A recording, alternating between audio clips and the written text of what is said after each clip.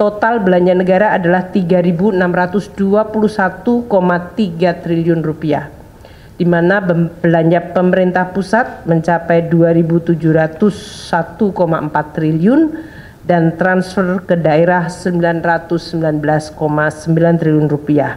Teman-teman wartawan, terima kasih. Assalamualaikum warahmatullahi wabarakatuh. Selamat sore dan salam sejahtera untuk kita semua. Sore hari ini Bapak Presiden telah melaksanakan pertemuan dengan seluruh kementerian, pimpinan kementerian, lembaga, dan pemerintah daerah, para gubernur, di dalam rangka penyerahan daftar isian pelaksanaan anggaran tahun anggaran 2025.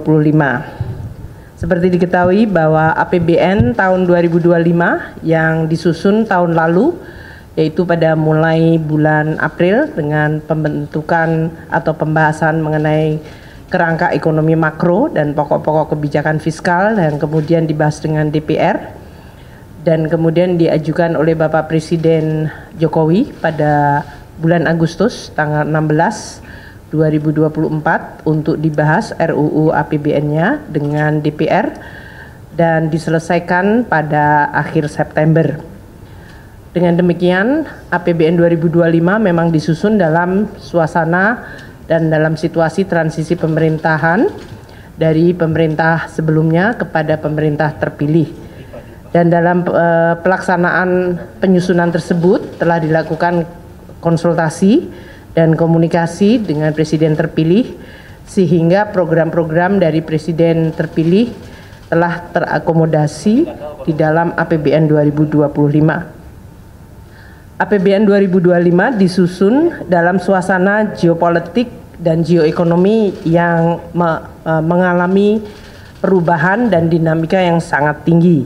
Seperti yang tadi telah disampaikan oleh Bapak Presiden juga, bahwa geopolitik dan geoekonomi ini telah menyebabkan destabilisasi di berbagai kawasan.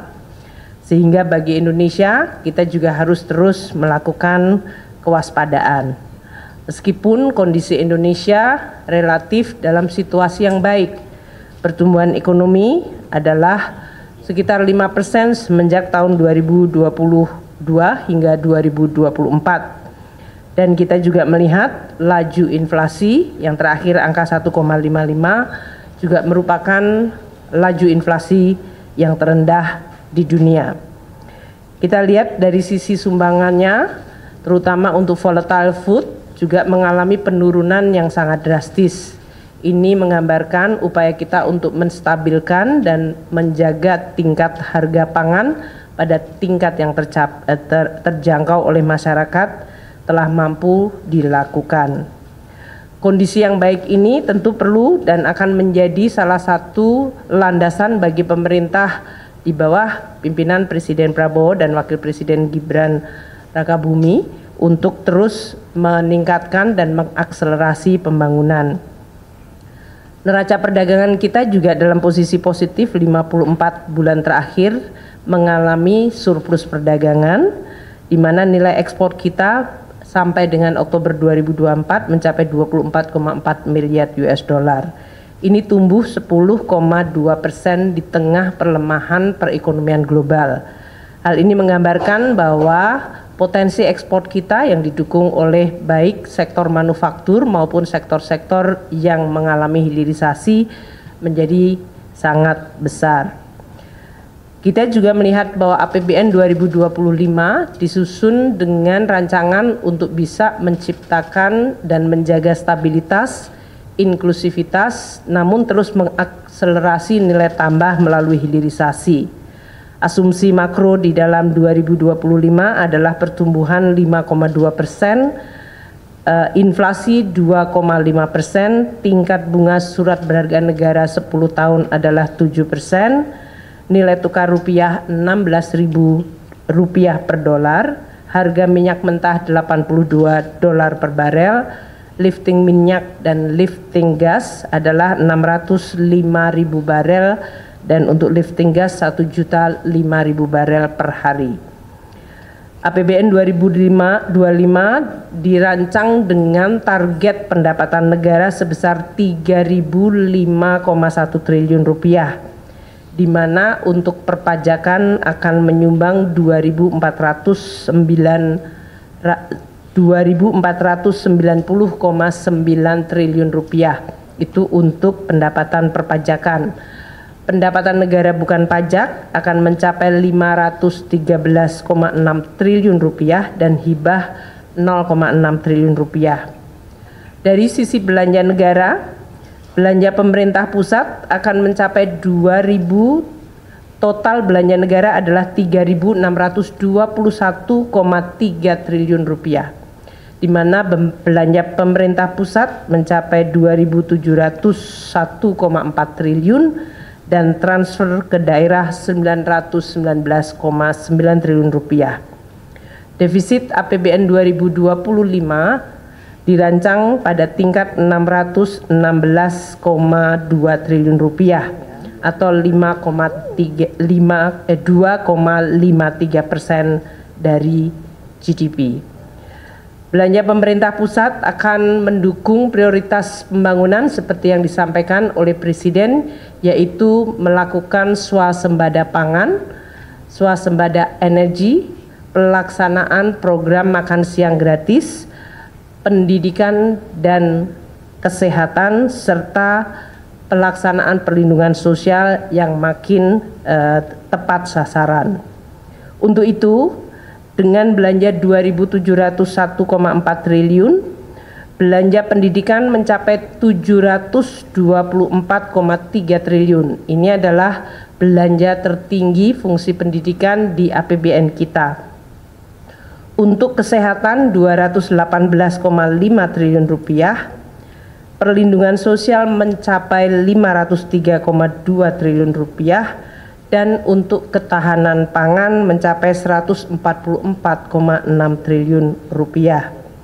Program makanan bergizi yang dialokasikan anggaran 71 triliun rupiah diharapkan akan dapat meningkatkan perekonomian di daerah dan terutama di desa-desa di dalam rangka untuk mensuplai kebutuhan program makan siang bergizi. Dengan demikian, program makanan bergizi disertai dengan dana desa yang sebesar 70 triliun rupiah akan bisa menggerakkan desa dengan volume aktivitas dan juga volume uang yang meningkat.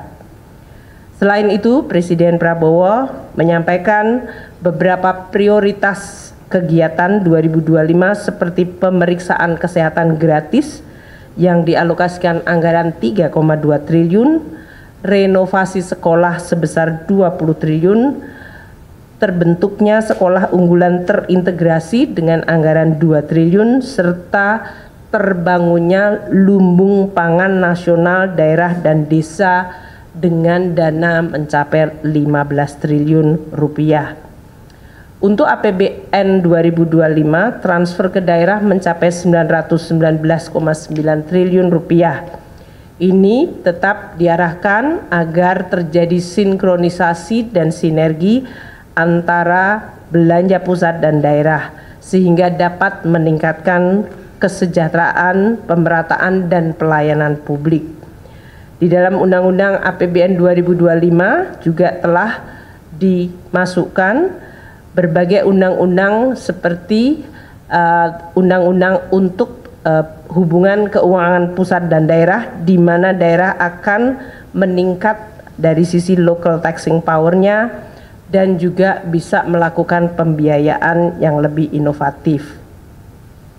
Untuk pendapatan negara sebesar 3.005,1 triliun, kita akan melakukan dengan terus melaksanakan reformasi perpajakan, pajak dan bea cukai, dengan terus menyusun program termasuk dalam hal ini menggunakan teknologi digital. Bapak Presiden terus menyampaikan agar kebocoran penerimaan negara terutama dari tindakan-tindakan ilegal akan terus menjadi pusat perhatian, dan juga dari sisi intensifikasi dan ekstensifikasi dari perpajakan. Kita juga mengikuti bahwa di dalam suasana global terjadi persaingan global taxation yang harus kita waspadai.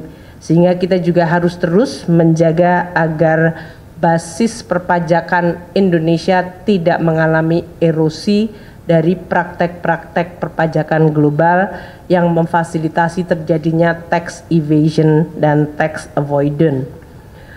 Untuk program Cortex dengan pemanfaatan teknologi digital dan juga program CESA di Bea Cukai akan terus disempurnakan. Juga akan dilakukan joint program serta penegakan hukum seperti yang tadi telah disampaikan oleh Bapak Presiden. APBN 2025 dirancang dengan defisit 616,2 triliun rupiah atau 2,53% dari PDB.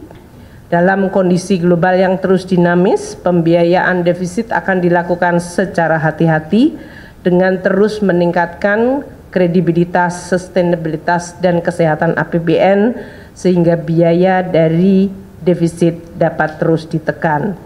Kami juga akan terus menggunakan pembiayaan termasuk di dalamnya dalam rangka penguatan dari Sovereign Wealth Fund dan peranan dari BUMN.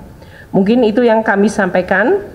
Hal lain yang mungkin baru pada penyerahan DIPA tahun ini adalah DIPA atau daftar isian pelaksanaan anggaran dilakukan secara elektronik sehingga tidak ada lagi penyerahan buku.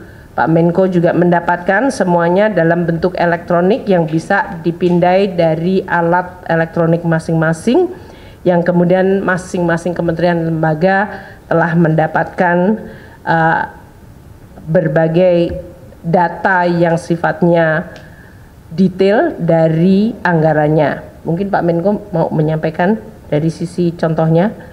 Tadi saya dapatnya dari DIPA-nya Kementerian Luar Negeri karena DIPA-nya saya baru saja di sini kali. Karena tadi Pak Menlu nggak bisa buka jadi saya bukakan. Ini kira-kira kayak gini bentuknya. Yaitu ada jumlah alokasi anggaran per kementerian lembaga untuk berapa program, berapa kegiatan, dan juga dari satuan unit eselon satunya. Demikian yang bisa saya sampaikan. Terima kasih. Assalamualaikum warahmatullahi wabarakatuh. Satu lagi aja.